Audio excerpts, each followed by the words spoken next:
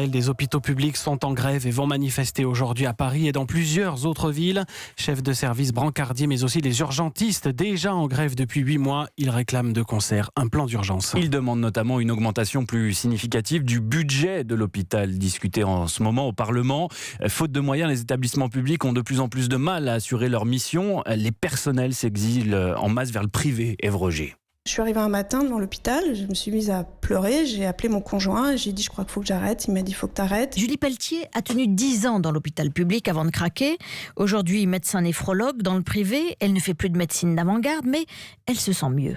Ce qui est mieux aujourd'hui, c'est que j'ai un rythme de travail qui est beaucoup plus posé. J'ai du temps pour parler avec les patients. Il y a des secrétaires en nombre, les infirmiers sont en nombre, les gens sont mieux dans leur peau pour travailler. Les patients honnêtement sont très bien pris en charge. Au niveau éthique, je m'y retrouve complètement. Mais effectivement, quand il y a une décompensation un peu étrange ou une infection atypique, je rappelle les collègues de l'hôpital et je réadresse le patient à l'hôpital. Alors elle, ce n'est pas pour l'argent qu'elle est partie, contrairement aux infirmières, aides-soignants, kinés ou manipulateurs radio qui fuient en masse vers le privé depuis 2 ans, constatent les chefs de service impuissants. En Ile-de-France, des centaines de postes de soignants ne sont plus pourvus, disent-ils, alors que le budget est là. Ils quittent l'hôpital public pour un meilleur salaire, 30% de plus en moyenne, mais aussi pour sauver leur peau, glisse un médecin qui se souvient d'une infirmière passionnée qui a fini la mort dans l'âme dans un laboratoire d'analyse médicale. Les précisions d'Ève Roger pour Europe 1.